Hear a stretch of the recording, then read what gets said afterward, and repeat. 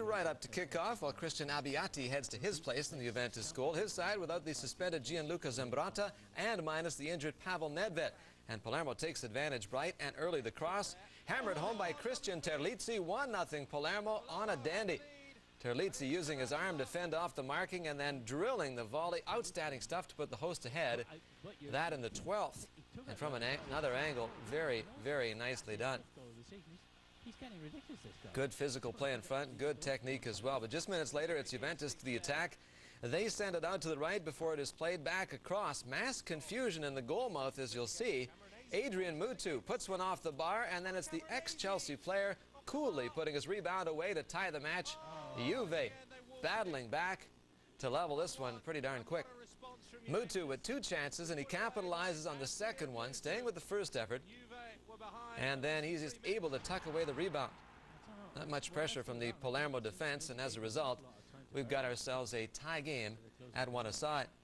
Then just past the half hour, Zlatan Ibrahimovic. There was danger from the moment that was. With some heads-up play as Zlatan centers the ball. Patrick Vieira deflects, and Mutu is there. Mutu in line for number 2. Juventus taking the lead with a second straight goal, the second straight from Adrian Mutu. Vieira getting enough of the ball in to knock it to Mutu, and then the Romanian slots it away and does so without hesitation. Vieira paying the price to make the play, and Mutu in for the injured Nedved gets his second of the contest. Nice to have that kind of depth. Early in the second half, Juventus almost expands the lead to 2 goals. David Trezeguet turns, curls, and hits the post. No goals on this day for Trez, who always seems to be around the net. But Palermo, they'd push for another. The deep ball settled by Andrea Caracciolo. He finds Simone Barone, but the shot is going to sail high of the target. Both teams threatening down the stretch in this affair, but Fabio Capello and his boys will head home with the full points from a 2-1 win. Put onto the pitch at Estadio Montjuic in pace with leaders Juve. Juve's win on Saturday meant that the Rossoneri slipped to 9 points back. For Parma, taking a win from Milan at the San Siro wasn't going to be easy, considering that Carlo Ancelotti's side have won their last 9 home games. In fact, Milan have yet to lose a league game at home this season. We'll pick up the highlights of this one with Milan leading 2-1. Clarence Seedorf inside here to Andrei Shevchenko. His strike hits a Parma defender, the rebound right to Kaká, and he whips it into the right side corner. Goal in the 36th. This made it 3-1, and the 23-year-old Brazilian with his 5th Serie A goal, beating Matteo Guardalben. Sheva's strike ricochets back to Kaká, and he curls it around the keeper. Milan with a comfortable lead to start the second half. Or was it a comfortable lead? Parma's Daniele De Sena with the lead pass for Marco Marchioni. He beats Nelson Dita with this goal in the 70th. Now, there were questions of this one being offside. Marchioni was onside, but it was Bernardo Corradi in the passive position. Marchioni finishes it off 3-2. 10 minutes later, super sub Rui Costa working the right side, breaks free from the Parma defender, then he takes a peek and hits Sheva with the pass. 4-2, goal in the 81st, 10th for Sheva, and he plays it up for the home side, but realizes that the celebration's a little further downfield.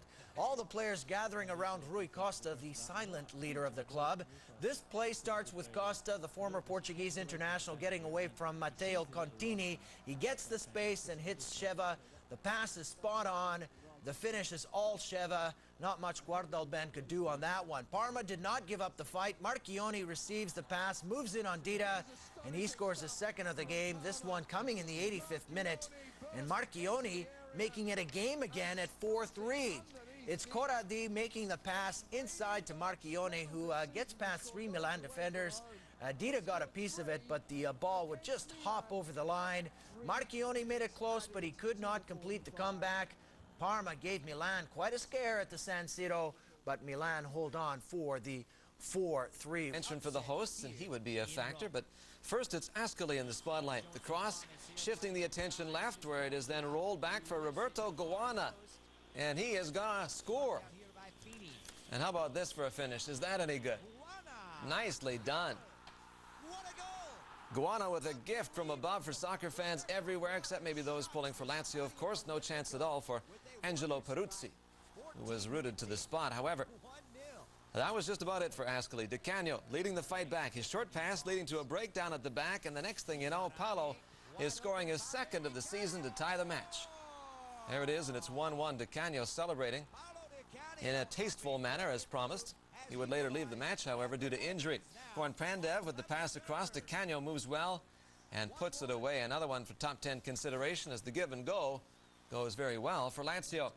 And just 5 minutes after tying things up, the hosts take their first lead. Again, it is Pandev with the cross. Tommaso Rocchi denied by Gabi. Mudengai is not. 2-1 Lazio. Mudengai scoring in his first start for the club to put them out in front.